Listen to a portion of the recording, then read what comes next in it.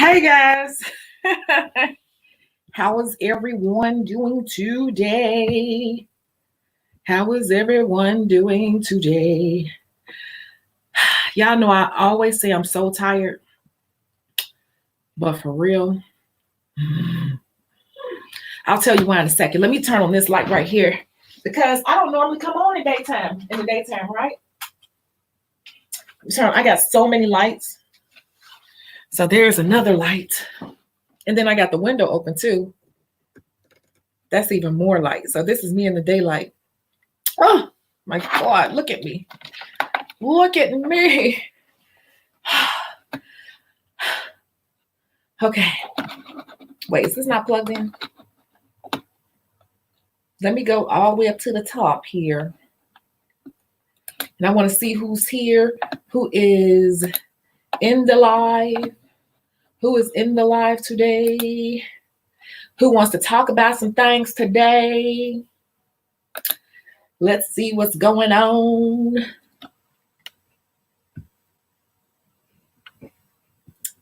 Okay, so who do we have? We have Lux Dolls. Hey, Adriana, and I hope I'm saying that right.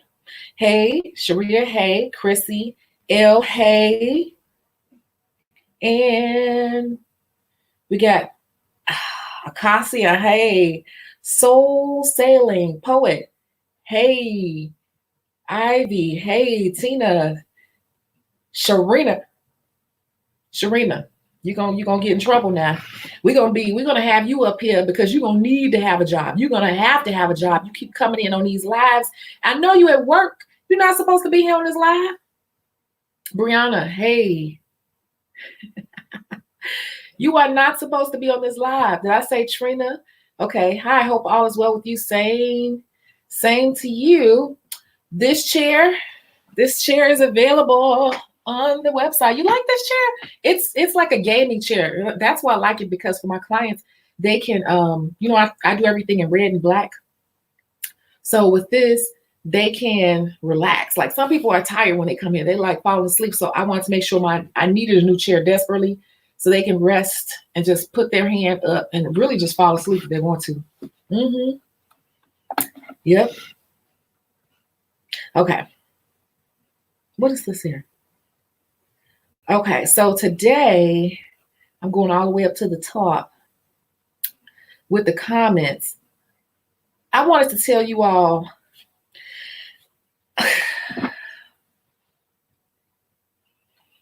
you all want to know what happened today, and this is why I keep saying there's so many topics, it'll never end.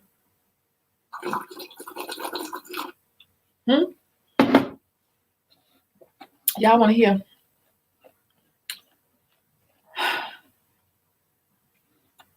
So I just came back from working my agency gig. You know, they're like, hey, we got 2 manicures. Can you do them? I went in to grab one. I couldn't grab both. And I'm like, okay, I can't grab both. But then the guy reached out. He's like, hey, can you do both? I'm like, sure. Yeah, I'm trying to get both now. He's like, oh, it looks like somebody grabbed the other one. So you two will just go and do them together. I'm like, okay, whatever. So I get there this morning, and I'm not a morning person. If you don't know me, I am not a morning person, but I get there and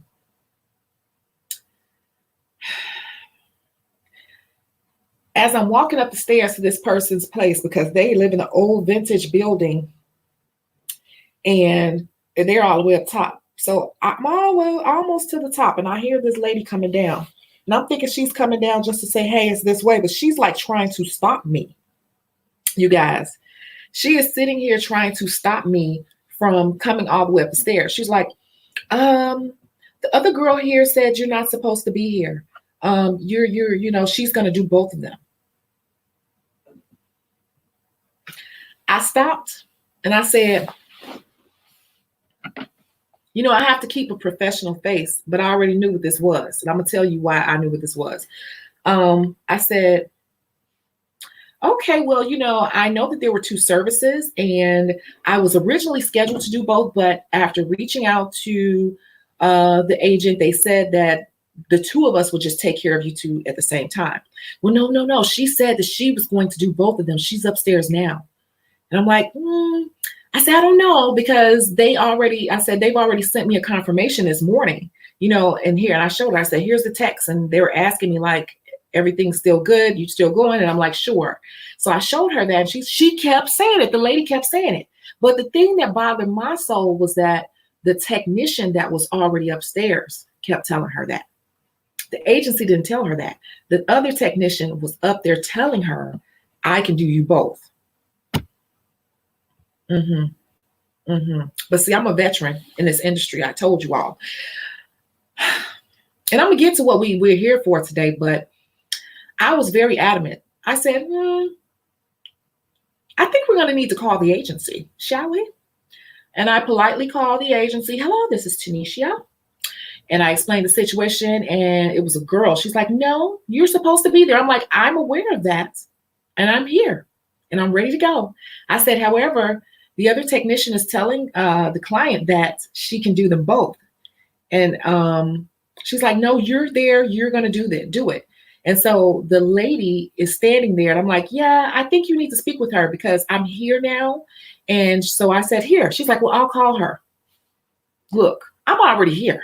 Ain't no way in hell I'm already here and you about to send me back home because of some technician. So I'm like, no, you can speak to them right now. She's on the phone here. I just handed her the phone. Because guess what? If I would have went home, I still would have got my money. But trust and believe me, I still would have got paid. So if they would have said go home and we're still going to pay you, I would have been like, okay. So after speaking with her, the lady got off the phone with her. She said, okay, well, come on up. I said, okay. You guys, this is what I'm trying to tell you all about this industry and how things can be. If you guys who are saying you are shy, you're going to have to get past that because people will run right over you.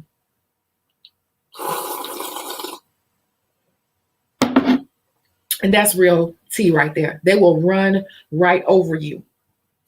That girl said numerous times from what that client said, she was trying to basically coerce that client into just saying, oh, I could do them both.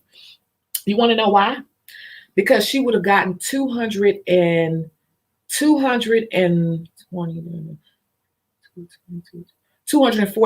for doing those two manicures. So she wanted to do them both, of course. Because the manicures were $110 plus $10 tip.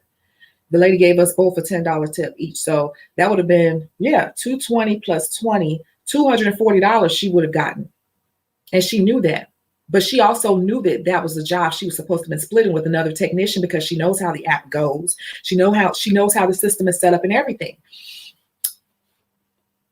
You got to be kind of aggressive in this industry. You got to be aggressive. You got to be aggressive. That technician knew what was up. So when I got upstairs, I said, oh, hey, I know you. She acted like she didn't know me. I said, I know you. I said, I brought you in on jobs before. No, you didn't because such. Oh, okay. I already knew the girl's name. I know where she lived. I know where she works. I know all of that. So I went ahead and I just set up and I did my service in and out. Like I told you all, 30. And this was a no chip manicure. Let me address that. In and out 35 minutes. I was already done, And at the end, it's like we're packing up. She's like, oh yeah. Then she started mentioning stuff. I guess she had to think about where she knew me from. Girl, you know me. You know me.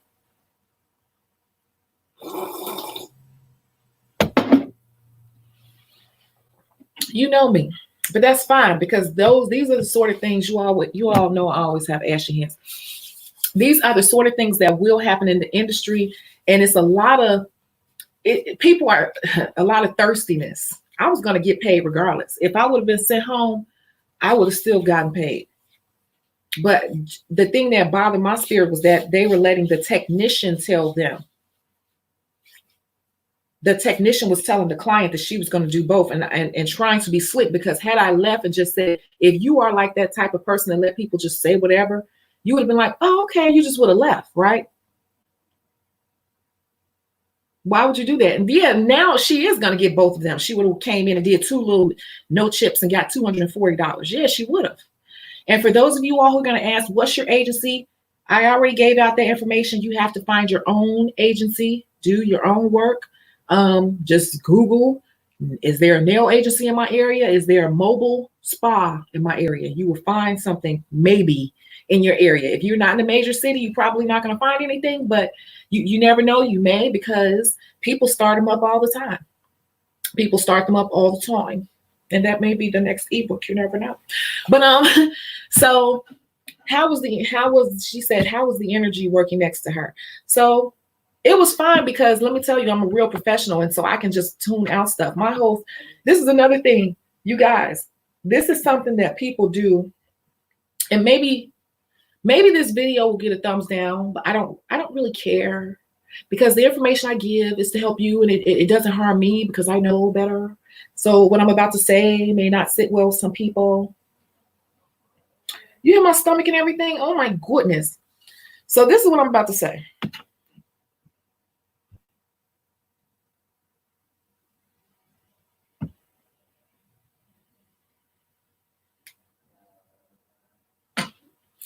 Seriously.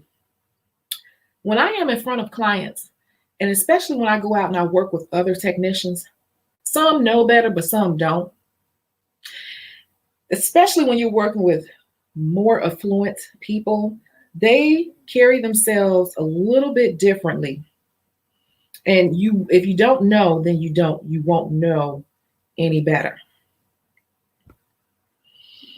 If you are out and you are dealing with especially a wealthy individual, they're very polite. They're professional politers.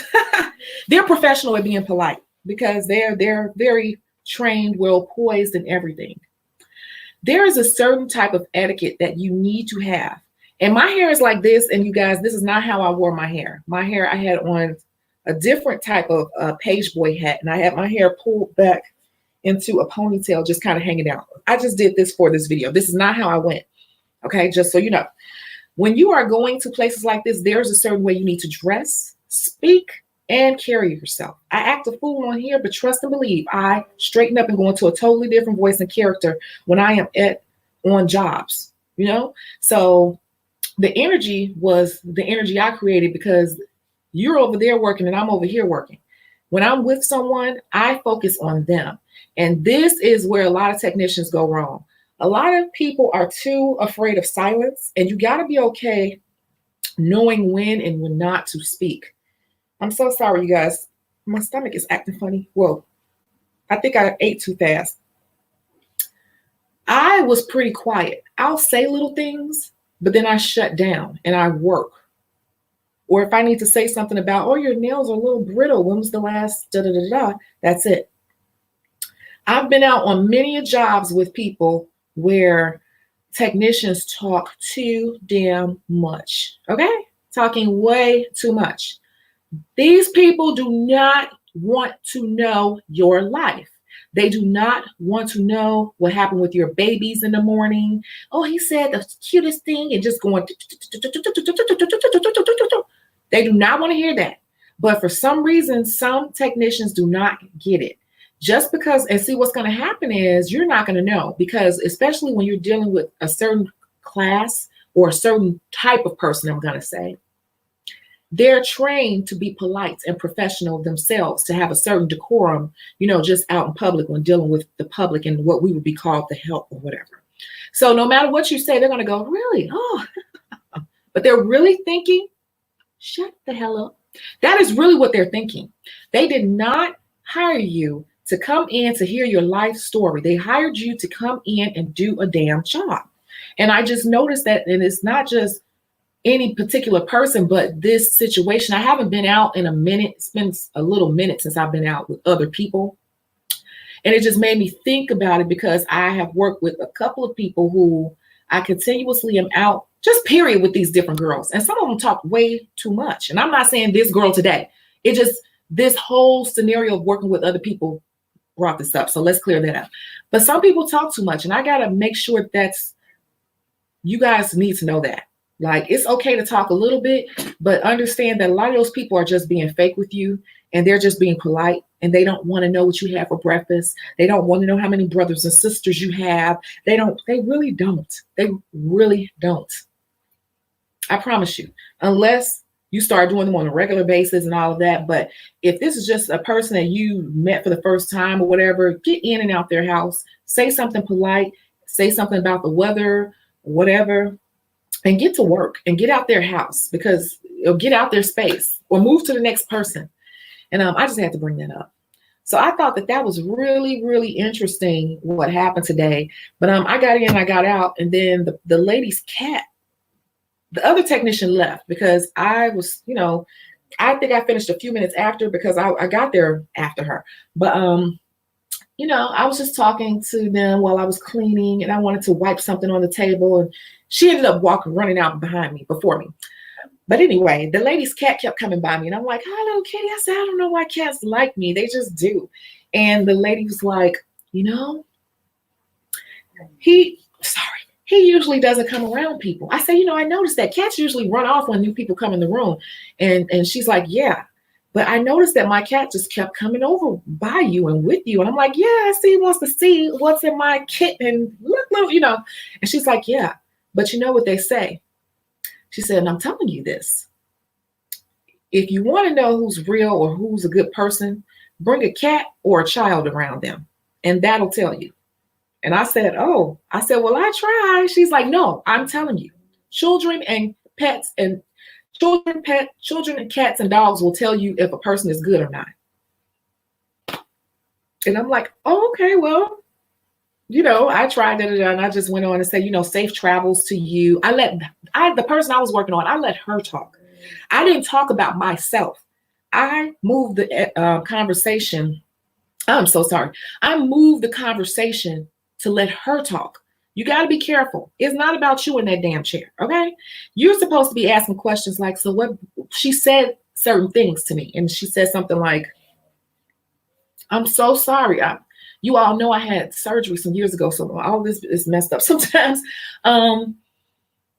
She said something about, "Yeah, my flight," and that opened up a whole conversation. So I started asking, "Well, where are you from?" So she was just here on break, and she was going back to school. The daughter was, and then I let her talk, and she started saying she was attending school in the East Coast. So that prompted me to ask about, what do you think about the food there? Do you think it's better than Chicago? Again, throwing it back to her. No way. I'm like, exactly, right? And she's like, "Yeah." And then she started talking about the food there. I said, "Well, what are some of your favorite spots?" And she started, telling me all that. And I just really engaged her, but I threw the conversation back to her, because we got to understand that we are in a service industry, and it's not about us. It's about them and letting them enjoy the time that they're paying for. Meanwhile, I'm around other technicians, and from the time we're sitting down, they are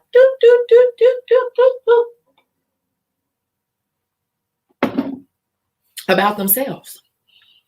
Everybody in the room know what they had for breakfast, what their child said, how they had to spank their child, where they got to go, their husband getting on their nerves, and how men are a certain way, and just all this stuff. And the client is just sitting there going, "Oh, yeah, that client is not interested." And that is not the right way to carry yourself when you're out on these jobs. And I'm just saying, I might get a thumbs down. You can take my advice. You cannot take the advice. It's up to you. It's up to you. So that was my little story before I'm going to say what I got to say, because I've had a change of heart on some things. Change of heart. I'm just looking through these comments right here.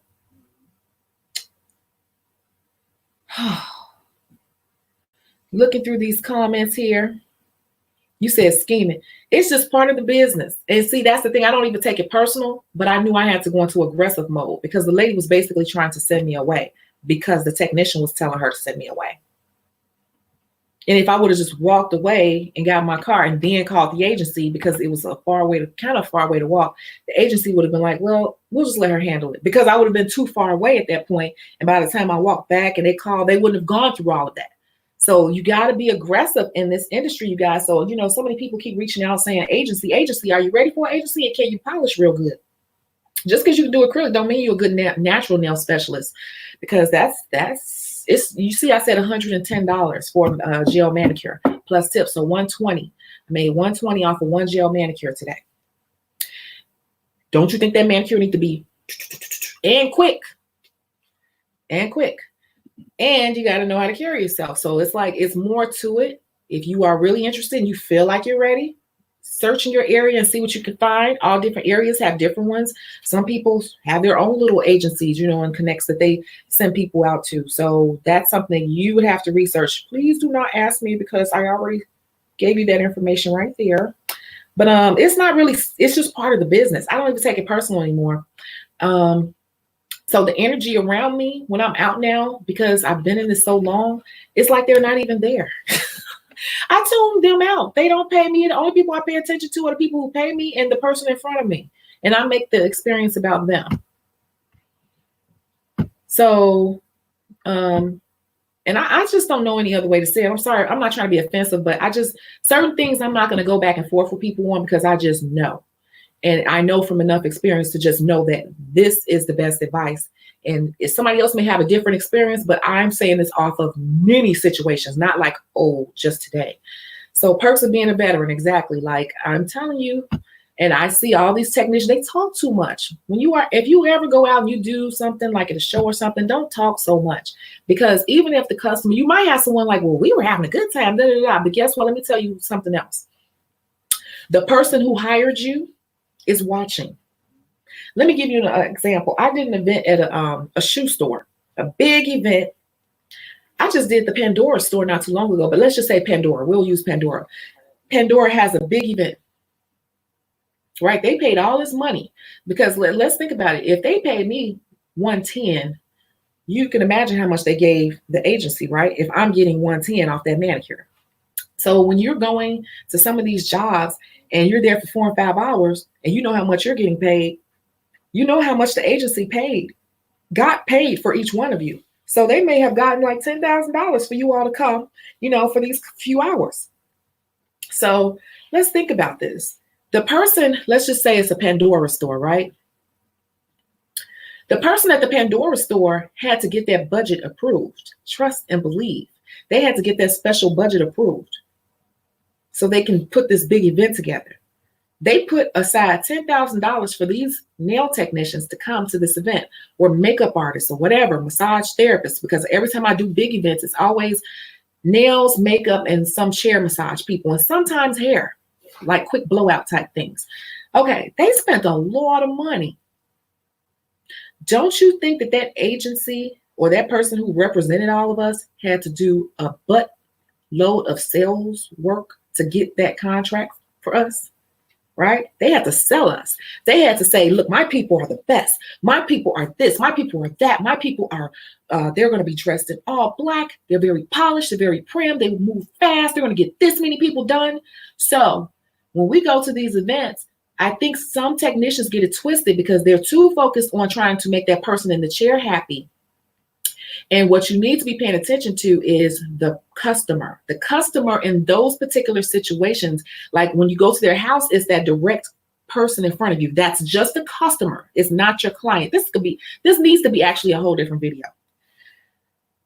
I think I'm gonna have to change the title of this video because this is a lot. You got to understand who your customer is. So if you're going to their house or you one-on-one with them, that's your customer. Don't get it confused with them being your client. You cannot solicit nor trade information with them. If so, you are in breach of your contract with the agency. Understand and believe. You cannot reach out or give them your personal information. No way, shape, or form. When you are out at big events, the customer is not the person sitting in front of you. Think about it. Think about it. Think about it. The customer is the person who runs that Pandora store, because that's the manager or whoever, the marketing person that came to this big event, and they want to see how their marketing dollars were spent. And did your agency live up to the promise, or did they deliver on what they spent all their money on? So that's the person you're trying to impress. So what happens is if you go and you're doing this big event, you get too caught up kikiing with all these people. First of all, you're moving slow as hell. You're talking too much. And now the person in charge of the event, they're looking like, oh my God, this person is hardly getting any work done. They're not getting their money's worth. So you have to be polite enough, but don't talk too much. You got to keep it moving. And I don't think a lot of us think about this. It is really, really, really, really, really a business. And you got to understand it from so many, many, many angles. So that was my experience today.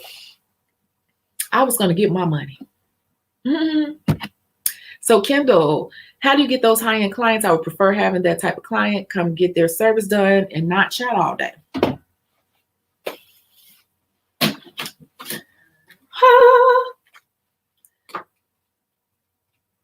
I'm coming through here. So that's the type of client you want. I'm so sorry, you guys. I can't stop that. So that's what you want. You want number one. You want number one. You want number one. Talks about number one, what they like, what they don't like, and different things like that. There are different types of clients. And some of those people don't want to hear it. They're just smiling to be polite. So if you want that type of client, you have to sit down and figure out how to attract that type of client. That's the most I can say without going too deep. But sit down and think about that.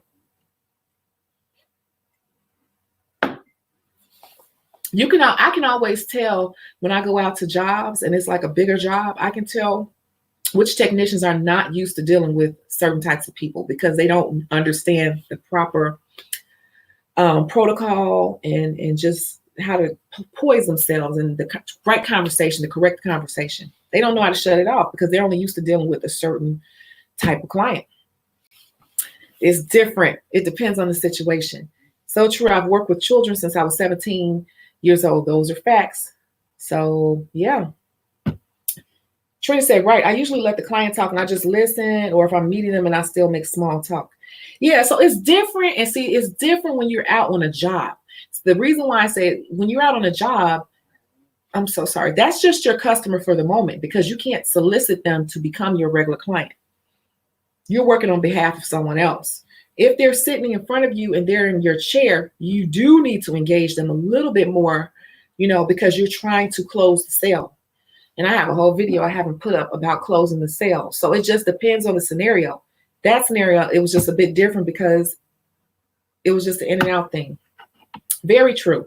People love to talk about themselves. And if you allow the client to share with you, they will feel like your service was just that much more special. Right. But some technicians get in these chairs with these customers and they just talk about themselves way too much, way too intimately, just doing the absolute most. And they think they did it right because the client's going, but they're really thinking like, shut up, I promise you. But they're just too polite and poised to say that. Oh, my stomach. Can you talk about some of the mistakes you made when you first started in the industry?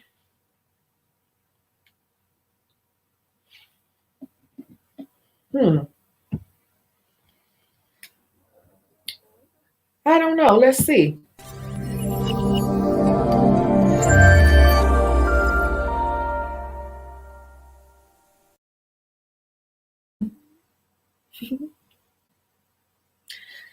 Mistakes I made when I first came in the industry. Oh, Lord, my stomach is acting up. I'm so sorry. I think I ate too fast. I had a buffalo wrap. Trying to think. You all know I'm old. We're going to have to think way back. Mistakes I made. One mistake I made when I first came into the industry was running up behind clients. And I think I told that in an old live. Running up behind clients. It was this one girl. This is my first little set of clients. And I don't know what I did. Or that girl said I did. And she just made me feel really bad. And I remember running up behind her and begging her to come back and all this stuff. I will never do that. Man, never again. I running up behind clients and acting like every client is the only client in the world. If you are doing things correctly, now you got to be honest with yourself. Now, if you are not running your business correctly and you messing up and not showing up for appointments and running super behind, then that's on you. But if you did everything right and people decide to still, give you a hard time or whatever, or make you feel some sort of way, the number one mistake I made was not understanding my worth and just following up and running up behind people.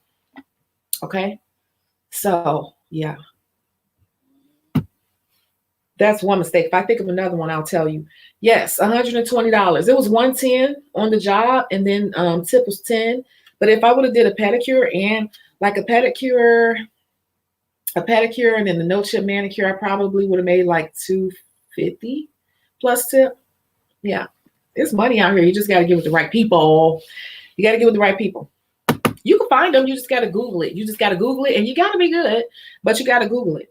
My very first agency that I worked for, it was a big darn deal. I don't even think they're around anymore. I'm friends with her on LinkedIn. But this woman was very, very well known in the beauty industry, and she started her own agency. And I forgot how I found her. Maybe she found me. And it was a big deal. Like I had to be interviewed over the phone. Then I had to go in and do an in-person interview, and I had to bring my kit with me so they could do a kit test, basically seeing, you know, how clean you are, and then after, they want to see how you look, basically, like, are you representative of what we want to put out there to our clients? And I worked with her for years. And then when I opened my own salon, they actually, my salon was down the street from her main office, which was her home too, but very affluent area. She lived over there too. Her and her husband had this big brick place, but like the lower level was like her office / it was the agency. So they would come down and visit me and talk to me, and then like reach out to me if they had some big jobs. Like one time they paid me to go drive to South Bend, Indiana. She paid me $400 to go to South Bend, Indiana to do some manicures, just basically polish changes. They gave me like close to $400 plus tip. And I look back on it, it wasn't enough because the commute was too long. Now that I know better, I should have negotiated for more money. So it's a lot to learn in this industry. And you think you're making money until you see how much money is really in the industry. Because I should have made more than that. That's just one gig. But that was my first one. And they were not accepting everyone. You had to have a certain look. Your kit needed to look a certain way. And you needed to have, they want to see even like, how do you dress? How do your shoes look? Like, do you know how to speak correctly? Like, correct. Oh my God. Do you know how to speak correct English? Do you know how to hold a decent conversation? Do you smile? All those things. On top of, can you do a very quick, neat manicure and pedicure? No chips were not out then. So what do you do with clients who don't talk much? Sometimes you got people who don't want to talk, but one thing you can always do, and you don't have to over talk them, but you can always educate really quickly. I'm doing this. You always are going to do your pre-consultation just to see what they're thinking. There's always some conversation around color, right? There's always some sort of conversation around shape.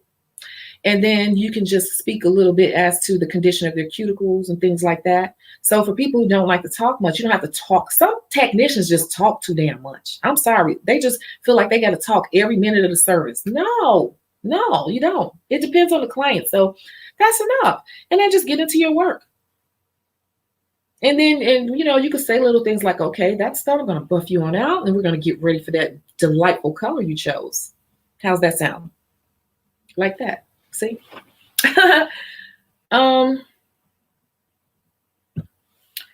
Do you give lessons to beginners trying to learn? I do. I usually do my, and I got to email someone too. I forgot. It's too many people reaching out. It's usually they're usually 2-hour sessions, and you have to have your own model.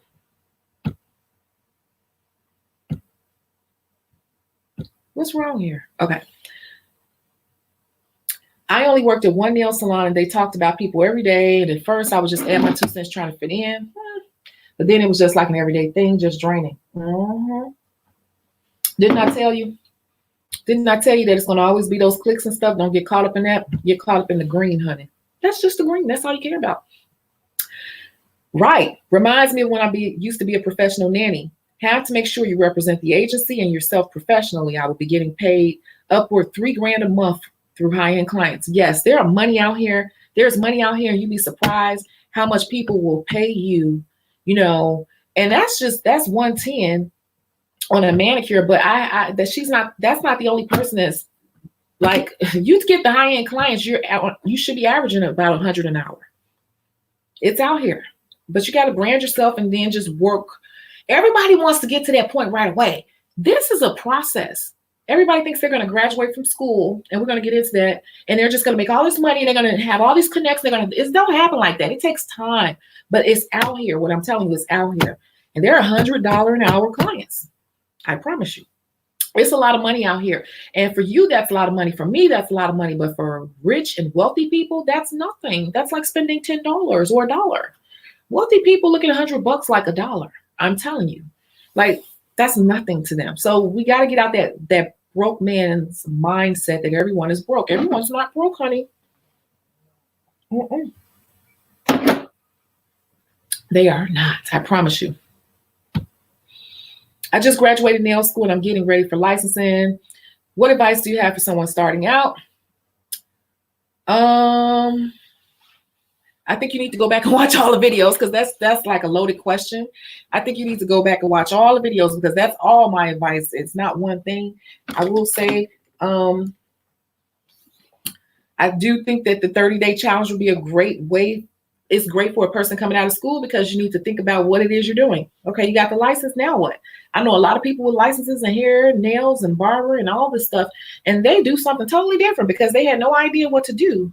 So I'm saying, like, you got to figure out what exactly what you want to do, who you want to service, what does your ideal day look like, what does your ideal career in nails look like, and then figure out where you need to go, where you need to work, who you're targeting, how you're going to target it. Do you have money? Like, it's a lot. Do you want to work in a salon? You want to work from home? Do you want to work at a spa? You want to work at a hotel? Like, you got to figure out what you want to do because people get the nail license and they're just like, I'm a nail tech. They fail to realize that there are many career paths in being one. So that's the whole thing. Have you written out and visualized or tried to pull your mind together to manifest the type of nail tech you want to be? That's first things first. You got that part out of the way. Congratulations, by the way. Congratulations. Now it's time to strategize. So what's your strategy? Work at the agency is the whole 110 plus tip yours. Yes, that was my cut. That's what I was saying. Like, imagine how much the agency got. That was my cut. Yes. I don't leave out the house for less than $100, period. I don't care who it is. And I don't suggest you do that either, but I'm going to do a video on that. So yeah, I went and did a manicure for $110 in my pocket plus $10 tip. So $120 to do a no chip manicure. Very, very normal. But yeah. Hi, Jessica. Hi, Regine. Advice getting ready for state board. I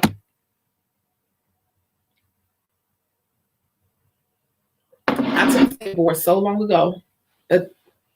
Maybe you guys can come in the comments.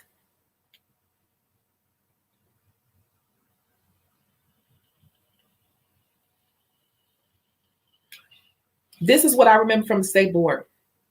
Different states are different. I'm Illinois, right? I did my testing in Illinois. The state board is the same questions kind of over and over and over, different ways to make sure that you have a firm understanding of sanitation, disinfection, sterilization, and then also understanding the different types of bacteria and things and pathogens, understanding the difference between, with pathogens and bacteria. What was it, like your spirulli and your spirilla? And although I can't even think of, my book is right there, I don't feel like grabbing it, but that is what it is. It's asking those questions many different ways. Now it's going to have some other questions in there too about, like simple questions like proper etiquette, different types of massage, the petrissage and the effleurage. You just got to make sure you got that backwards and forwards. And my teacher, when I was in school, we had to do a poster board. We had to do a project, and we had to come up with food or whatever we can come up with to talk about the different types of bacteria. So for spirulina, you could buy some macaroni or whatever, and we had to do the board. And that was really helpful because it made us remember, like, because they have different shapes to them. That's what I remember. I don't remember all this stuff like that, but I do know state board is going to be asking you like the same questions backwards and forwards on that. Okay. And I think I got like a perfect score. I think I missed one. I don't know. That was a long time ago. And other people could chime in, because I think it's time to get down into what we were supposed to talk about.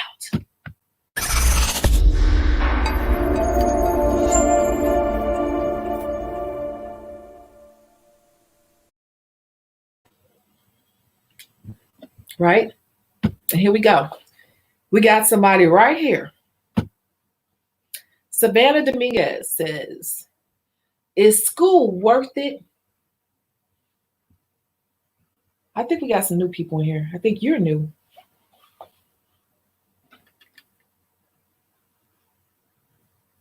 You guys, all the old heads, tell her, is school worth it? Because, you know, to me, I feel like, why do we have to go to school? I mean, why do I need to spend that money on school?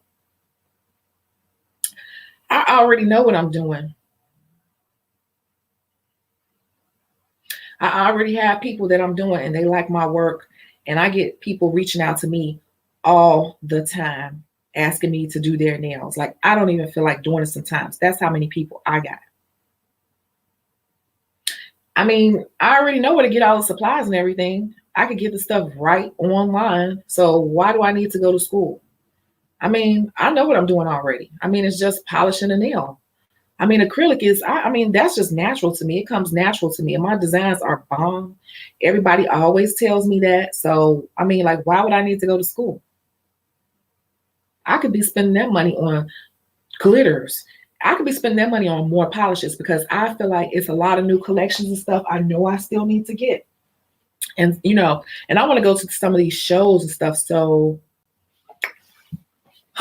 I just don't see the reason why I would go. I feel like I would just be wasting my money, because half those people in those schools don't know what they're doing anyway. So I just don't think I should go.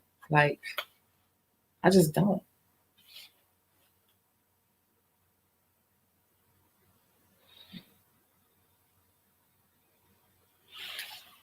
I just don't. You know?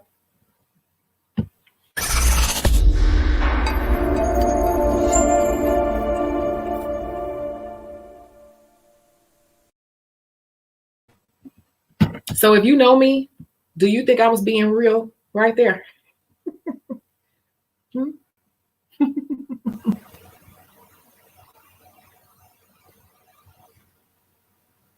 If you know me, do you think that's my real answer and how I really feel? I'm getting people inboxing me and asking me for real. I guess y'all for real. Should you go to school? Yes, you should go to school. What are people telling y'all? How can you be a professional nail tech without a license?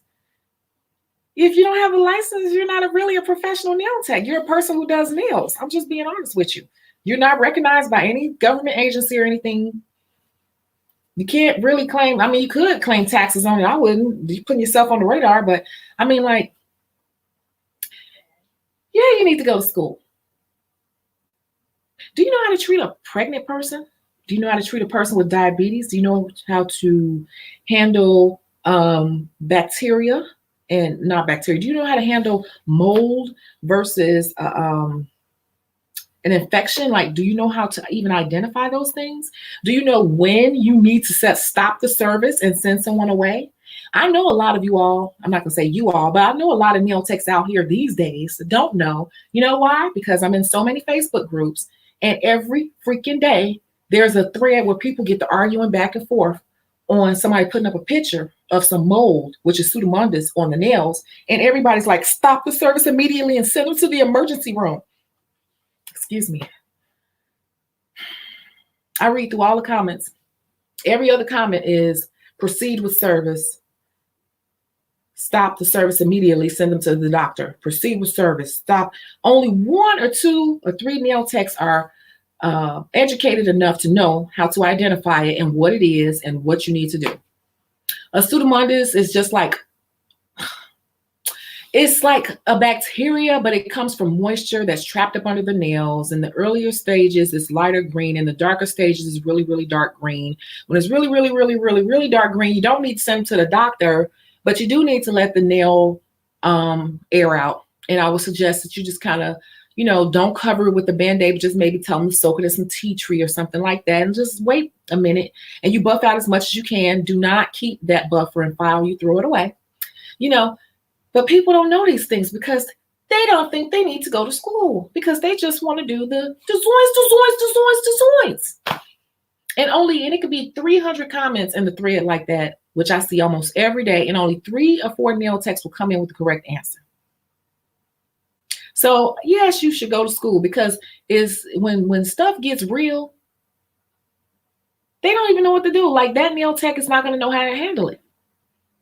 What happens if you have some brand new nippers and you fail to do a consultation because you're not properly trained in doing that? So you're not even thinking about that. You're just touching everybody, just getting to work and thinking about throwing the nails on there.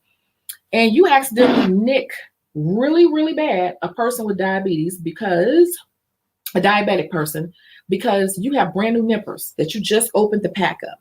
You just opened that pack of nippers up. They're super sharp. You just cut the crap out of that person. Really, really, really, really, really bad with those new nippers. And then they tell you that they're diabetic, a bad diabetic at that, like a serious diabetic. Do you know that you can set up a serious infection in that person, because diabetics don't heal fast and they bleed a lot? Didn't learn that on YouTube, did you? That's not on any of the design videos. It's not. It's what you learn in school. You got to know these things. So if you really want to do this, and as you keep doing people, you're going to run into every situation possible. Did you know if you're doing a pedicure on a person and she's pregnant, we're not going to say 3 weeks pregnant, 4 or 6 weeks pregnant, but if you're dealing with a visibly pregnant woman, what should you be doing differently? Do you guys know?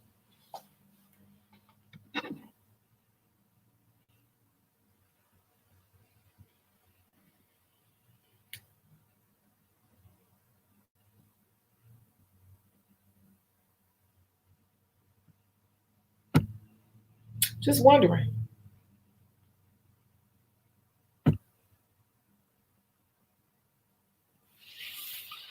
If you have a pregnant person, I'm just throwing out random things that you don't want to be learning these things on people through trial and error. You want to know. If you're dealing with a really pregnant, visibly pregnant woman, number one, make sure the temperature of their water is not too hot. Even if they're saying, I love hot water, do not sit there and be soaking visibly pregnant women's feet in extremely hot water. And also, when you're massaging them, especially if they're like over 6 months and above, do not over massage them. Do not over massage them. Do not over massage them. Do not. And if you do, and if they insist on it, lightly massage them. Do not go deep tissue on them. Lightly massage them, because you're messing with the circulation, and you just don't want to do that, because pregnant women, their body is already under stress and working on elevated, blood pressure a little bit, carrying that little one, and you just don't want to do too much. You can actually stimulate a person, especially if they're having a complicated pregnancy, because people tend not to tell you their business all the way. You can actually stimulate that person into, some contractions or something. You really can. Like, you have to be careful massaging pregnant women. I'm just throwing out, these are extreme cases, but I'm just saying, like, do you know? Because you'll be the one person that happens to. That extreme case, it can happen out of nowhere. Out of nowhere. It really, really, really can. You can massage. You said don't massage. You can massage, but don't overly massage. Sometimes, like, especially like if I'm doing let's just say a deluxe or whatever, or I got extra time, you might be massaging forever, especially if you get to talking to that person. Your regular, we're talking about regular clients here, one-on-one clients, your personal clients. You're just massaging while you're talking. You don't want to be massaging forever and ever and ever. You just don't. Not with pregnant women. Some people may disagree. I'm just telling you what I know. I'm just telling you the little stuff I know.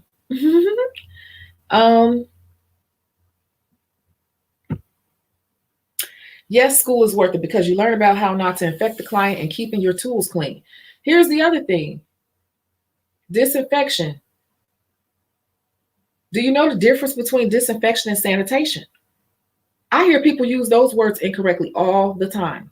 Even in these little Facebook groups, people be like, I sanitize my implements. You cannot sanitize implements. You're saying it wrong. I don't think you went to school. Sanitize is for skin. SS. You disinfect inanimate objects. You disinfect inanimate objects. You disinfect your tools. Sterilization, possible, but really not possible in most places unless you have an autoclave. And yeah. So, I mean, like, we got to know these things, and people may disagree on me with this, and maybe the book has changed, but I think I know what I'm talking about here. Like, and then do we know how to properly sanitize it? People are like, well, I have barbicide. Do you even know how to properly use it? You know how much you're supposed to be using? People over do their barbicide. Really, barbicide is only supposed to, it doesn't have to be dark blue when you dilute it. The blue is just to show you that the chemical is in there. If you go to my nail school, it'll be super light blue because it's just showing you that that blue is to only show you that the active ingredient is there. It's just a visual thing. But I think that some people think their barbicide needs to be dark blue. You're wasting product, and you're corroding your implements by just soaking them in that. It doesn't need to be that strong. Barbicide is super strong. And then you want to make sure that you have one that's what? Tubular-cidal. What's tubular-cidal? Somebody just told you to buy some barbicide, so you did it. Do you know why you're buying it and which one you need to be buying? You should be buying the one that's tubular-cidal barbicide as well, because that takes care of blood pathogens. Do you know your stuff? Get what I'm saying? These are the things you learn in school, and these are the things that you use when you're talking to clients. You can sprinkle in the information, and it makes you look more of an industry professional, and therefore you're able to up your price a little bit more because people respect what you do more, because you can throw out things like that to people. But if all you know how to do is designs and perfect acrylic, then okay. You haven't really set yourself apart from all the other people right now doing designs, because that's what everybody wants to do right now is designs. So my real answer is hell yeah, you better be making some plans to go to school. If you want to do this for real for the long term, and if you want to do stuff like go do $120 manicures, oh, by the way, you must have a license, you know that, to work for an agency. That's the first thing they're going to ask you. You're not licensed. Don't even call them. Don't even call them. Do you think the people going to put you on their books and put you under their insurance and under their business, and you're not licensed? Do you know the type of liability that's going to put on them? If you're not licensed, do not even reach out to nobody saying, can I be a part of your agency? Okay. That's another reason why you need your license. Y'all want to do the real thing. That's real. Think about it. These people have to get a license. I knew the woman in my first agency. We became cool. As a matter of fact, like I said, we're friends on LinkedIn. We've spoken since I've been back here in Chicago. And I keep in touch with her because she doesn't have the agency anymore, but she's very well connected with Estee Lauder and everyone. So I still like, hey, I'm still in the industry. You know me. You never know. You never know.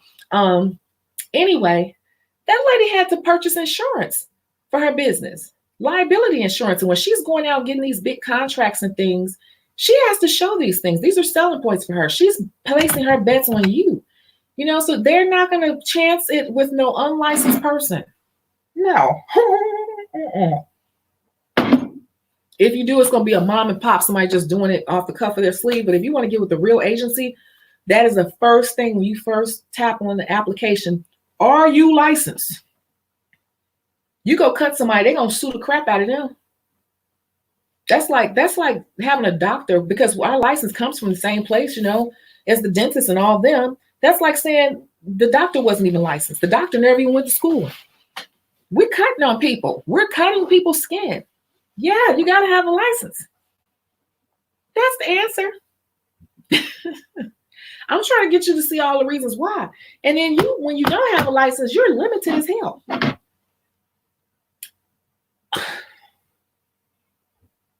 What time is it, Lord?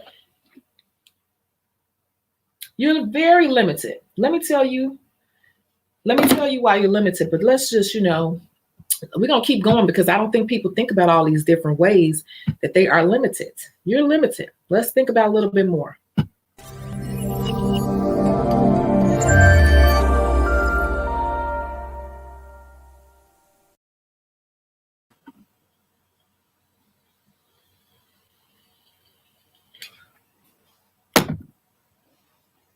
When you are not licensed, some salons, most salons nowadays will not hire you. Back in the day, everybody would let you come work. They didn't care. But especially for nail tech, since the discount salons came in, there was a big scandal around the flesh eating that bacteria, and 2020 did the special. Everybody got scared and they started asking for license. You cannot work in a lot of salons without license. I know, well, guess what? Your picking is slim. When you are not licensed, you cannot work in 70% of the salons in your area without a license. I'm gonna say about 70-75%. Okay. Okay. And if you do, you got to constantly be looking over your shoulder, because you piss one person off, or even if you piss one of the stylists off, or anybody for that matter who knows that you're not licensed, they can make a phone call on you at any time, baby. And that's why the salon owner is not going to want to bring you in, because they're going to get fined. You're going to get fined. It's just not going to be a good thing. So that's number one. Number two, you cannot work at a hotel or work at a spa, like anywhere, without a license. That is on the application. Are you licensed? And if you say yes, what is the license number? I know my license number by heart. That's on the application. So you can't work in most salons, especially not the nice ones. You cannot work at hotels or high-end spas. That's the first thing they ask you. So you can't even apply. Definitely can't work for no agencies unless you're doing a mom and pop agency and they're going to have you doing little goofy stuff that they made up or stuff that they friends bachelorette party. You're not going to get to the big deals. The big agencies are going to have the big deals working with the major companies, and you must have a real license for that. So you will not, those are 4 things you will not be able to do. Right? Number 5. How can you make it a real business? You're not even licensed. Yeah, I guess you can go get a business bank account or whatever. But let's think about this. In order to go get a business bank account, like I had my client come who runs an entire bank. She's a branch manager at Chase. She already told you all. In order to do that, you got to go get your EIN number and all of that. You can do it under your social security number. But okay, so now what are you going to do? You're putting yourself on paper for something that you're not licensed for. So now you're putting yourself on paper one side, but you're not even licensed to do what you're putting yourself on paper saying that you do. You're telling on yourself. So that's another reason why you want to go to school. You gotta go to school. Otherwise, you're just hustling. I don't care what nobody say. I wasn't licensed for many, many years, but back then it was not a big deal. But nowadays, and I noticed as the discount salons started coming in, a lot, even the hood salons. I remember this time, we wanted to work this salon. You know, they had just opened it. It was in the hood, but it was still like a popular salon. And we tried to work there, and the girl was like, you don't have a license, you can't work here. So what did we do? Me and my friend, we went and tried to make some licenses. Straight up. We tried to make some licenses. I think we like Xerox somebody's license, and then we scanned it up to we scanned it on the computer, and then we tried to like change the numbers and then reprint it out. That girl looked at I never forget. We went back up there and tried to hand that girl those licenses, and she already knew. She kind of pulled. I remember, what did she do? She pulled us to the back and was like, "Okay, so I don't know where you got these licenses from, but I can't have you all working in here." My friend did hair and I did nails, and we were trying to make licenses. That did not work, and that was in the hood back then. Nowadays, people are not playing with that. They are not. They are not. And even if you do get in a salon, say, well, I work in a salon now and I'm not licensed. You in a little box though. Think about it. You're in this little box. That's all you can do. It's going to always be a struggle for you to push outside that box without a license. So if you want to do this for a career, why would you let one little thing that takes a few months, why would you let that one little thing put you in that little box? You can't say it's money, because I already talked about that. It's too many ways to hustle out here nowadays. You got apps and all types of stuff. You got, I just signed up for Instacart because I want to try that one out. Hell, I go do Uber. I'm registered with Lyft. I'm registered with Uber. Now I'm registered with Instacart. I'm registered with like 5 different things I could do on my phone at all times if I want to make some extra cash, like to go on vacation or whatever. It used to be in the beginning to get my business back off the ground, but now it's like, now I'm trying to buy a house, you guys, right? If it happens this year, it does, don't we don't. But it's like, I use my extra hustles to get extra things on the side I want to get done, even if it's to build my savings account back up, or to I don't know, go on vacation and I need extra spending money. Well, I want to hurry and pay this trip off fast, you know? So I don't really hear excuses like that. Like, and people like, I don't have a car. Okay, that's an excuse because Uber and Lyft give out cars now. So what's the excuse? You know, it's no excuse. So it's like, why would you put yourself in such a pigeonhole because you don't want to spend the money? Like, honey, there's nothing you can really do for real without spending some sort of money. And you're going to make that money back so fast. So I can't feel sorry for that one. I cannot. Y'all, Sharina not harassing me today. She usually harassing me.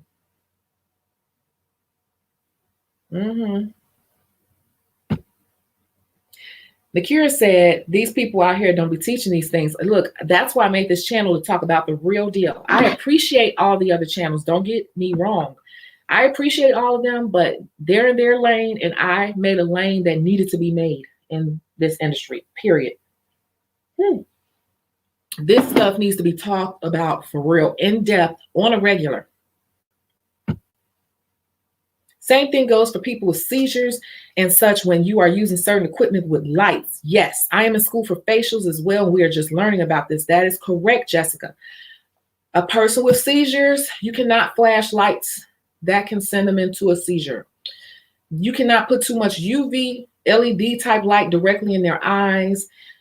You guys, do you really want to do this? Or do you just want to do designs, nail designs? Being a nail tech is being an onyxologist, which is taking care. Let's put some emphasis on that word, care. We are taking care of people's hands and feet.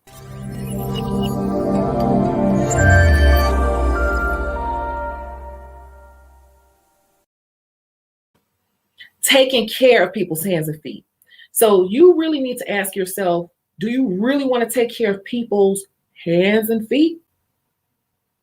Or do you just want to do nails? Because it's beyond the nail portion. And this is the truth. And I am a real industry professional. So I really want people to understand what they're going to do, else you're going to waste your time. Because the nail part, especially with that acrylic and stuff, that's not always busy. Sometimes it goes through waves. And I said in every video now, because it's true. If at the end of the day, if you don't want to take care of people and like people in general, you're going to hit a wall with doing nails. You will. You'll either get bored with the designs. It's going to be the same. You're going to get bored with that. And you're going to be in this little box. So you're going to get bored in that box. And you probably will go do something else and just throw this stuff to the side. So I do it sometimes. But for a career, of course, that's where it all starts. As soon as possible. I'm not saying don't touch a person's nails until you go to school, because I didn't do that. That would be making me a hypocrite. I'm saying that, yes, definitely have a plan to go to school as soon as possible. And I think some of you all are overthinking it, because most schools will definitely give you a payment plan. I did another video. It's already up talking about how to find a school, and it explains that more in depth and a few little explanations on how that goes there. So yeah. Precious Me said, I can't speak for all nail schools, but the one I went to can use some modifications like getting a curriculum to begin with.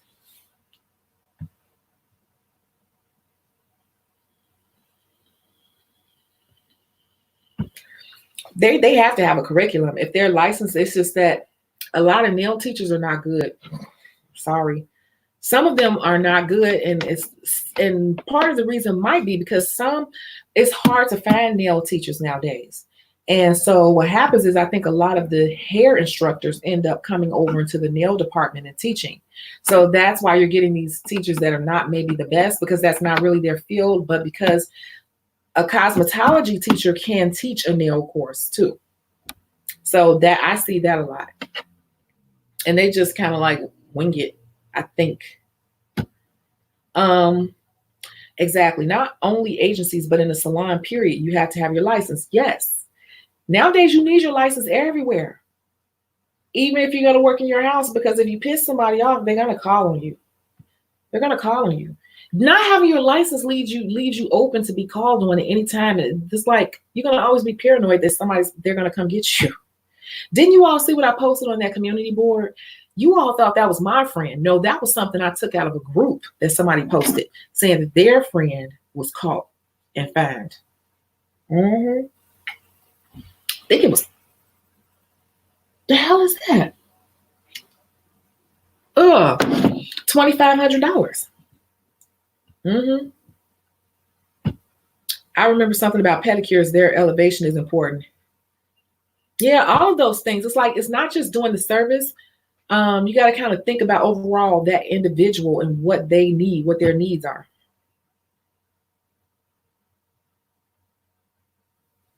Hey, everyone. Oh, I'll never forget the story about the chick that threatened to call the state on the sister she thought was cool with her. I'd rather have my license. Exactly. Why would you leave yourself at the mercy of everyone else? Because to be honest with you, we're going to take one quick break. I got to pour this out. I don't know what happened here. Hold on one quick second, okay? Think of your questions.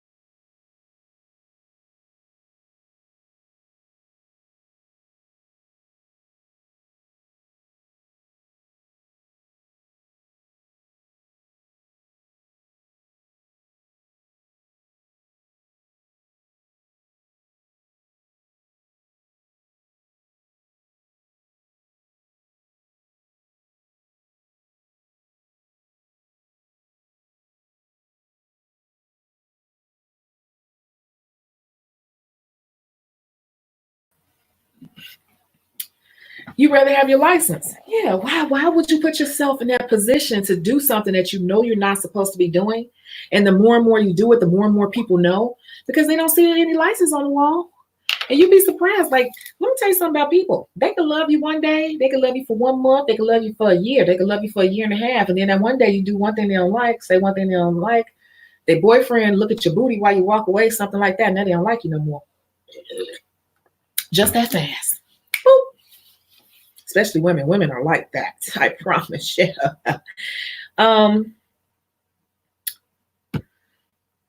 Also, working from home without a license can result in a lawsuit and easily be shut down due to spiteful customers. Could be. But let me be honest with you. This is what I've seen. I'm going to be honest with you. I've never really seen the state board myself.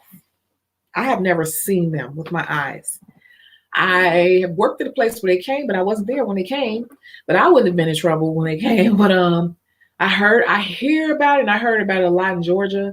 It takes a lot for the state board to come out. Let's be honest.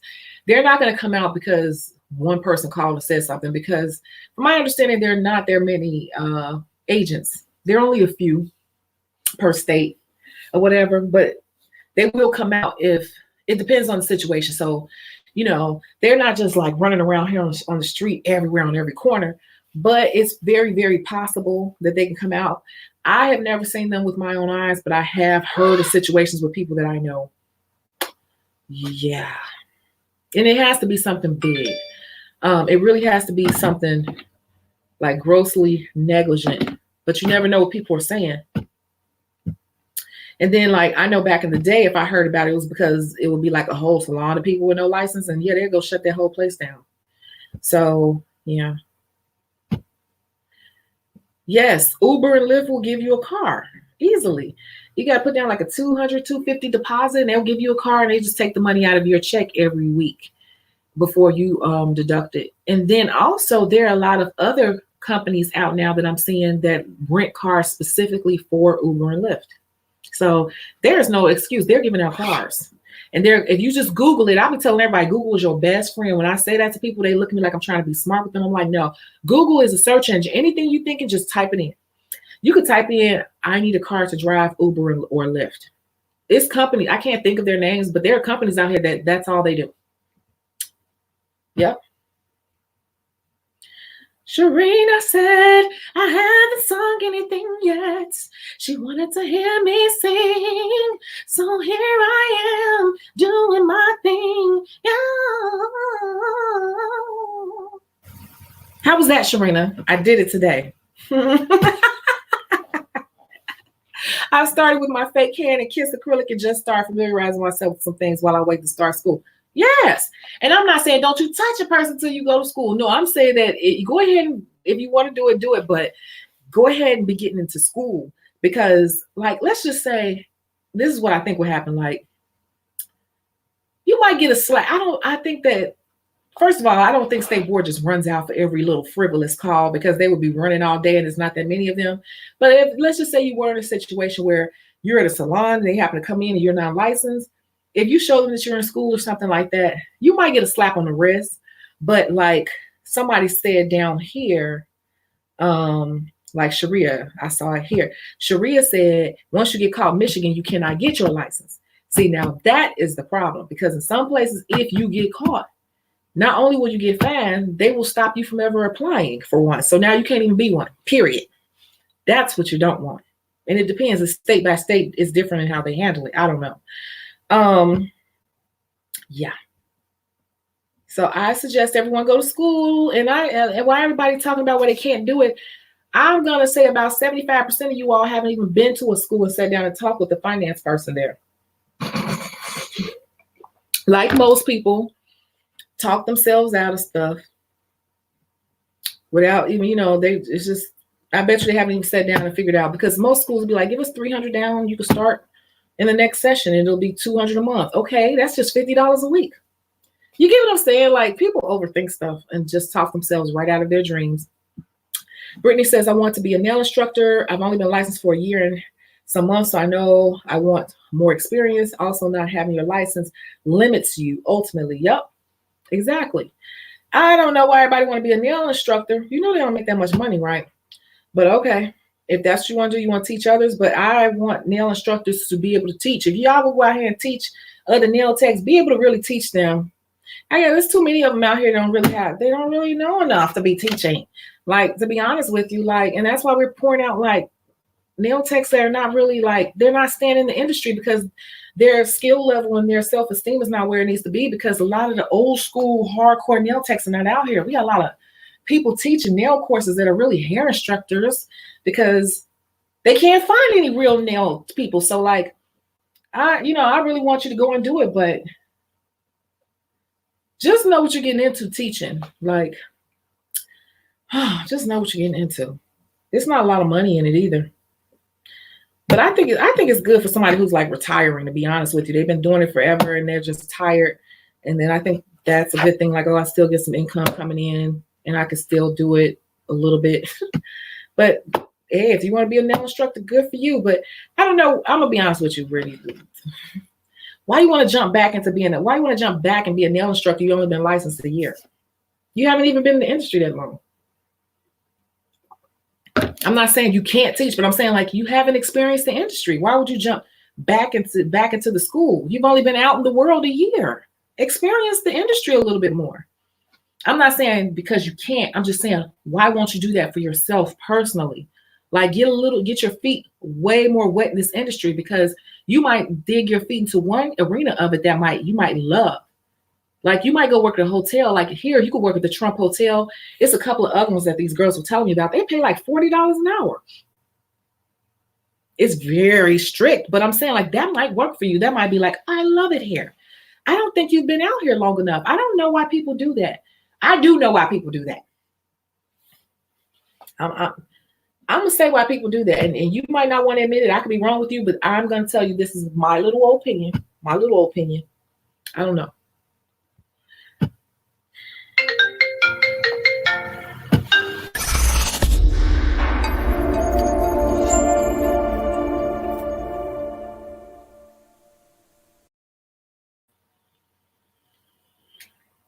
I find that a lot of people graduate from nail school and get out here for a few months and they don't really have a full, real direction of where they're going. They may work at one salon. They didn't like it. It was a bad experience. They may work at a second place, even a third place within a year, and they get frustrated. And instead of trying to figure out and comb through the nuances of their career, they jump back and say, I just want to be a teacher.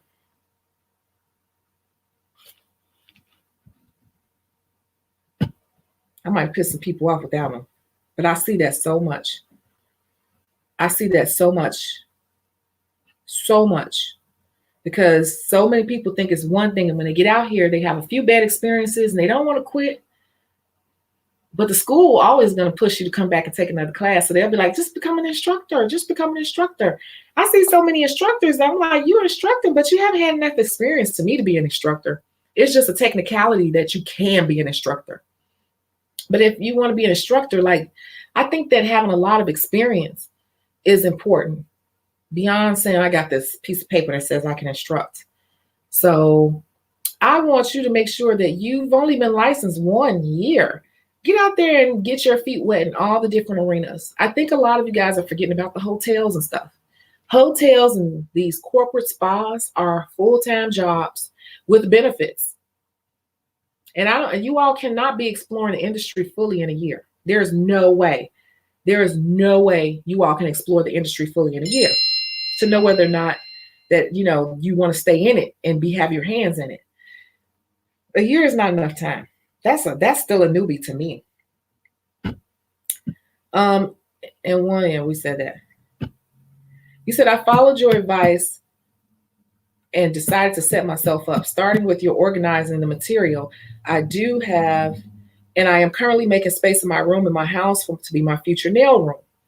Okay, cool. Just trying to speak everything into existence. I know I need technical training. So now that I found the school, I'm breaking my own finances down to put down my resignation and kit fee by the end of February. See, you have goals, and I'm sure you probably wrote this down in some way, shape, form, or fashion, and you are executing. And so by June, you'll look back and be like, wow, I did that, because you started probably back in December and said, I'm doing this by this date, and you did it. I'm doing this by February, you did it. You're doing it. So kudos to you. You are doing it, girl. Yes. Yes, like you said, plan and put in that work. Yes, just do it. Y'all, look at Sharina. I think y'all look at Sharina. Every time I pull Sharina up on this screen, she just be up here clowning. I don't know, y'all. Do y'all think that Sharina is the what you call it? Those troller people. I'm just messing with you. Look at her. But look, Sharina is a mess. That's what I'm gonna say. I'm bringing her on camera soon. She tried to come on the other day, but you should have, y'all, when you want to come on camera, you just got to put your email right here. Because if you email me, it's going to come to my phone, but I'm not necessarily on my phone back to back to back like that. So yeah. How do you feel about these nail techs on Instagram? Some not licensed, charging $450 for a kit and masterclass with them that doesn't even get you licensed. Are you sure they're not licensed? They could be licensed.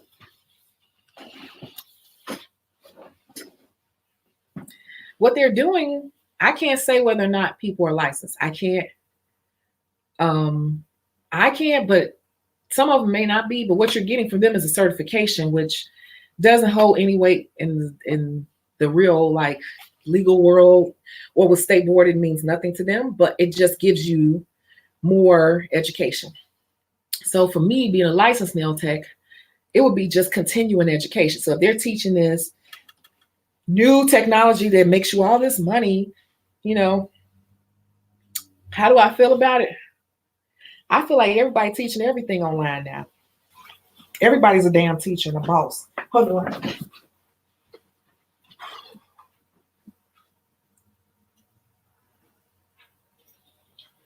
Everybody and their mama is a teacher. I have to get my purse. Everybody in the world is a teacher and a boss now. Build an Instagram page, take some cute pictures, and you are on and popping in business, and everybody teaching. And if your stuff is fancy enough, if your posts are fancy enough, people will spend money with you, and they're not even thinking about what they're getting. And a lot of people get ripped off with stuff like that. Not all the time, but a lot of people, I hear stuff like, oh, especially with them eyelash classes. Oh my God. Oh, I showed up. I gave that girl $500. She had me sitting in my car for 2 hours waiting on her. Once she showed up, all she did was show me something for 30 minutes and bought me a Subway sandwich. And I felt like I didn't learn anything. I felt like I was ripped off. Yeah, you still not licensed to do them. So you got a piece of paper that she printed out. Well, she said she'd give it to you later when she went to somebody's office max and printed it out for you. So I don't think I have to tell you all. You all know. I mean, it looks good on the wall for your clients and everything, and those certifications show that you took extra steps. But if you don't have a main brick license, like that's nothing. It doesn't mean anything. You know, technically it doesn't. It just doesn't technically. The license is what matters. And then all those other certifications are just saying, hey, I'm constantly educating myself. Now that looks good that way. But if you don't have no license up on the wall, but you got all these fake certifications from people that just decided to do it, it doesn't really mean anything. I don't know. Just trying to speak everything into existence. I know I need technical training. So now that I found the school, oh, we already did that. Okay. We did that. Mr. Watts is back in the building. All right. I'm thanking God for this. Dominique is late. Was in traffic, headed to class. Okay, girl, don't move too fast now. Anthony said, oh, he got some cheeks on him, y'all. Look at Anthony's cheeks. Let me see. Look at those cheeks. He like, jeez. Find a salon owner and be an apprentice. Who's telling y'all this stuff? When people put out stuff like that, they're not putting out the full information.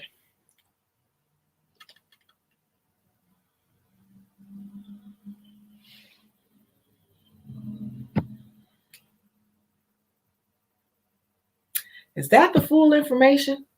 Can you just go find a salon? I'm glad you said that, because somebody else said that in a comment, and I was like, doggone it. If I would have saw that, I would have addressed that. Can you just find a salon owner and say, hey, I want to be an apprentice at your salon, or find somebody in the salon and say, I want to be your apprentice? Can you do that?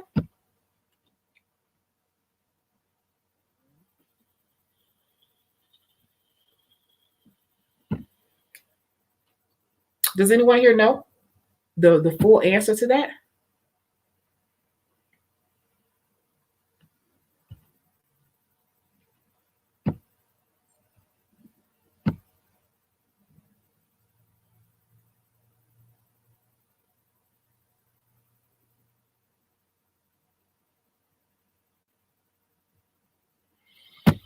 The statement was, and I can't stay on here too much longer because, you know, I got to go bowling. I'm in a bowling league.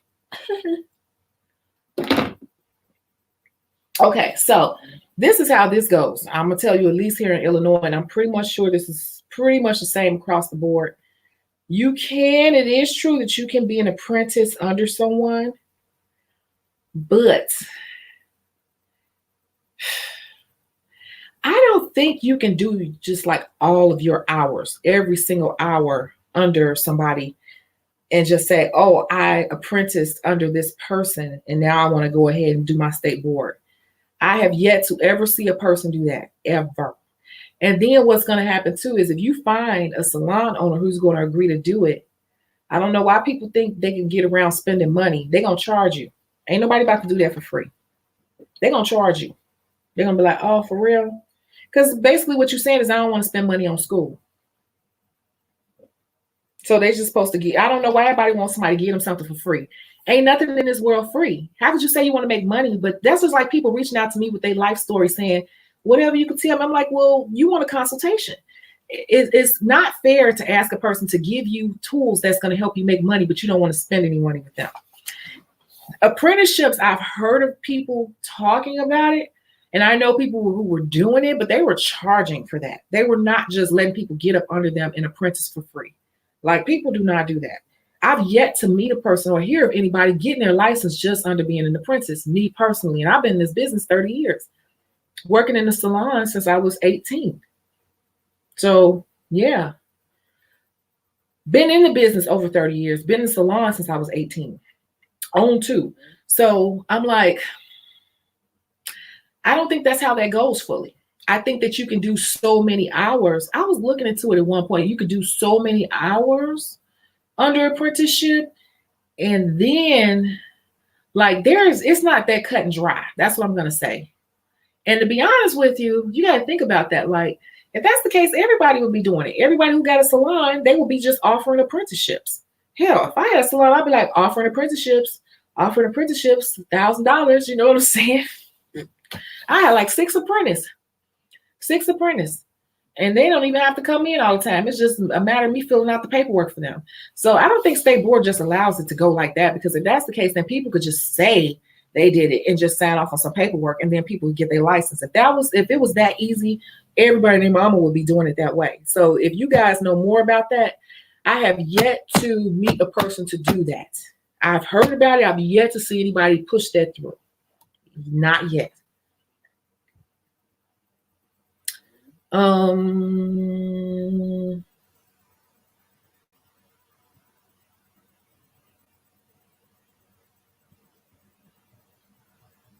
We're going to come back to that because I see a comment down here.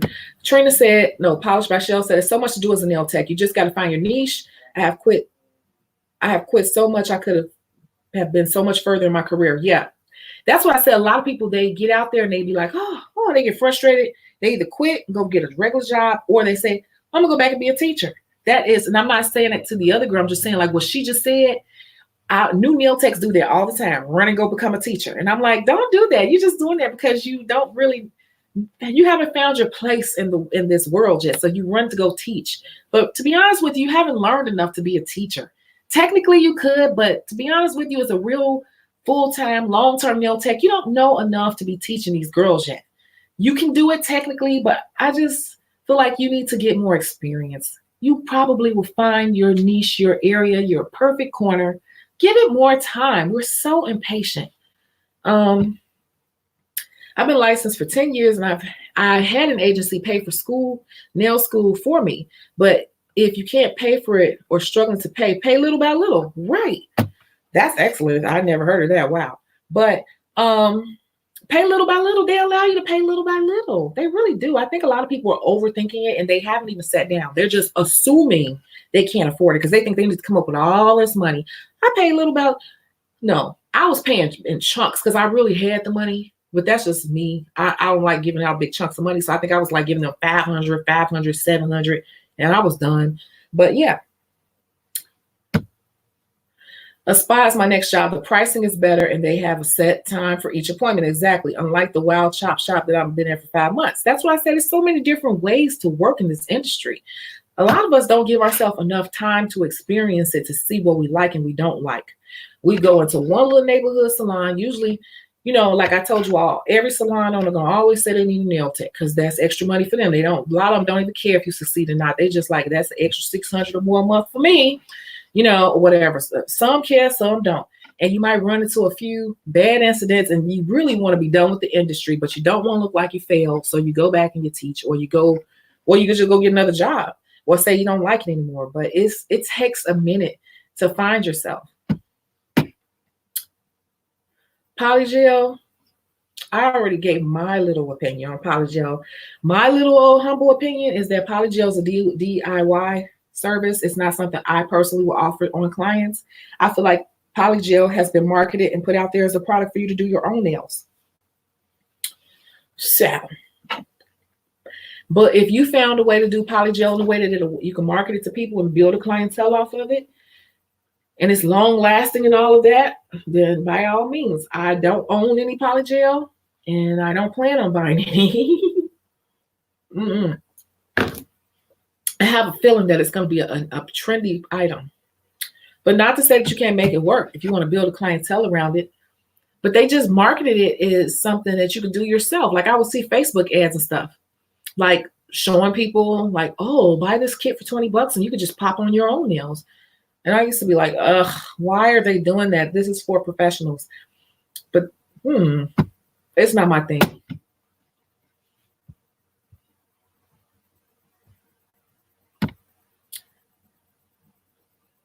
See, Polished by Shell said it's not that easy to find a salon owner and be an apprentice.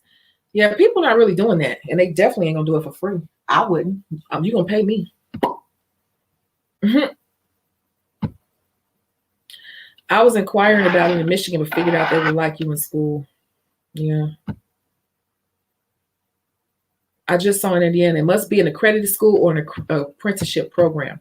That's the thing. I'm like, you can't just find a salon. That's why I said I couldn't speak on it 100%. But if that's the case, people will be getting licenses left and right. Like you could just walk into any salon, like, no, they got to have some paperwork or something, because I know, like I said before, I was able to give students some hours, but I wasn't able to like give them their license. But I could, because I was a salon. You got your city license, you got your state license, salon license, So I was able to let them work so many hours under me, and I could sign off on paperwork, and it would count towards their CU, their hours of school. But it's not that easy and straightforward. I do know you got to do 450 hours. People who do apprenticeship are not as prepared for state board. Yeah. Especially if their stylist or tech has been licensed for a while, doesn't keep up with state board rules, right? Because like me, you see, I'm like, oh, I don't remember quite. I'm looking up in my book, but I'm like, some things changed. Like they got the new math out. They changed things. So I just feel like, why are people like trying to go around this? This is the easiest license in the world to get. Y'all, I don't get that. If you say you want to do this for a career and it's the easiest license out of all the beauty licenses to get, why are you still trying to skimp and go around corners? Why are you still trying to cut corners? That says a lot. Like, that says a lot to me. Like, you want something for hardly nothing, because this is like the easiest license. I don't really get it. You want to make all this money, but you're trying to go around something that's already cheap.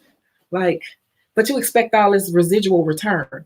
You got to put in your work and your money and your time. It's an investment. Like, it's not the cosmetology license. Now, that's an expensive license, but this is a cheap license, y'all. We're making it too hard. This is my little opinion. Because of your schedule and health challenges. Did you inquire about that? I thought somebody else. In Baltimore, Maryland state board requirements is that they have an apprentice program. Yoga instructor or the sponsor has to be licensed 2 years.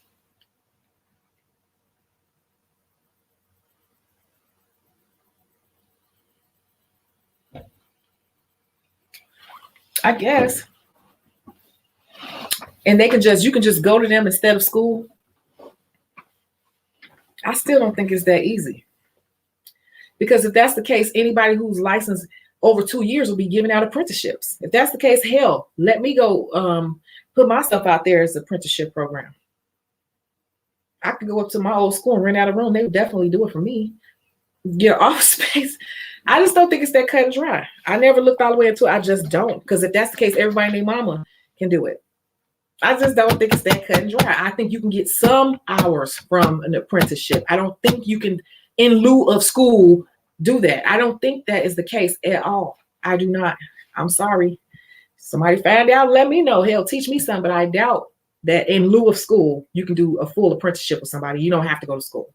I just don't think that's the case. I think it's a little loophole there that we're not seeing. And the sponsor cannot charge you for their service or training and be here in Baltimore. You get to 200. Okay, see, you get up to 250 hours.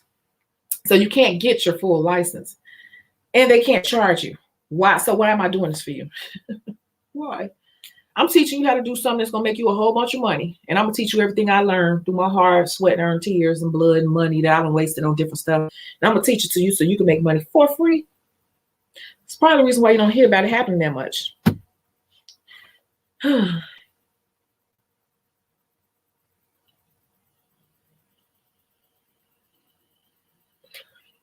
Kendall, should you continue your bachelor's? Do you like what you do? I say if you're already in school and you haven't just started school, finish that degree too, because life has its twists and turns sometimes.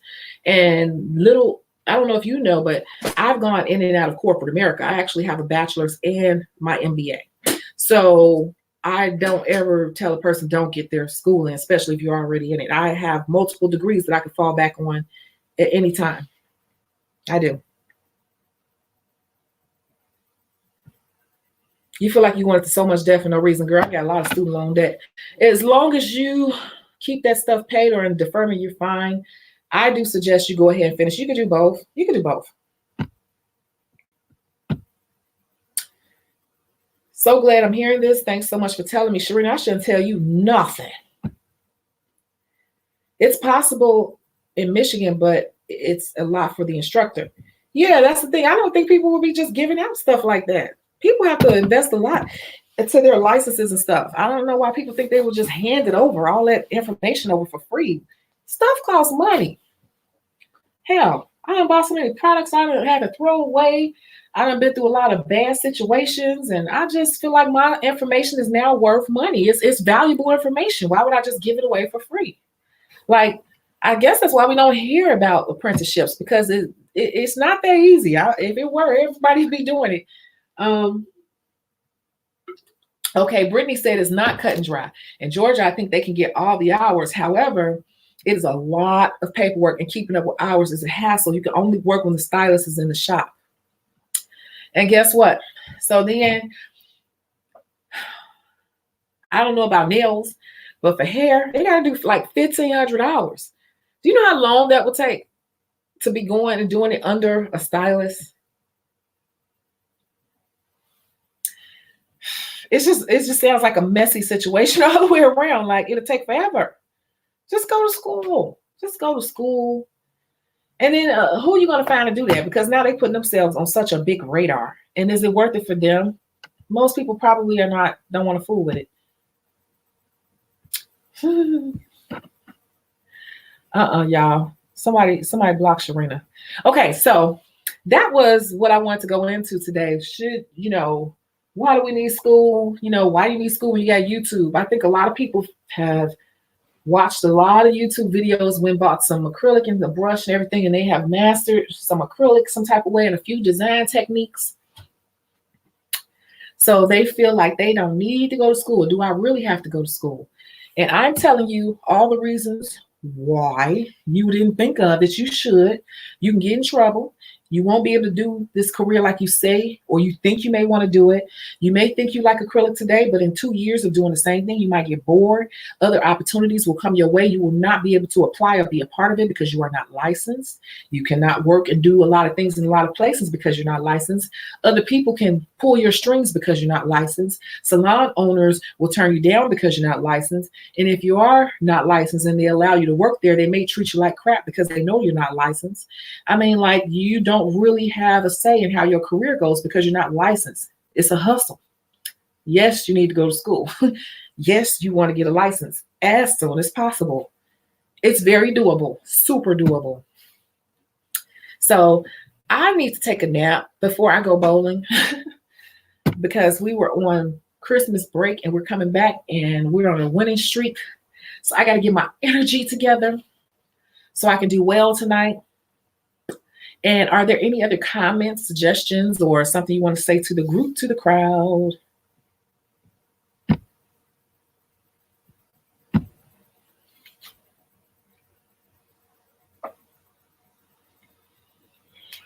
No? Well, if not, I will catch you in the next video. Thank you so much for logging in. I didn't think people would log in this early in the day. I'm like, people might still be at work, but you're still here. So that is wonderful. Please be sure to share and hit that bell so you'll know when I go live, because I do use you guys when I'm driving sometimes. And if you have any subjects you want me to speak on or you think would be a good topic, you can just put it in the comments or even email me at shecago@yahoo.com. However, if you have specific situations, understand that you are asking for a consultation, and that is done at shecagobeautysource.com. So just understand, if you're asking specific information about your specific and you want instructions or you want step-by-step blows on what you should do, you're asking for a consultation, and that is done in Shecago Beauty Source. But I will read it all. I thank you all so much, and don't be a stranger. Speak up in these lives, and I'll catch you in the next one. Bye.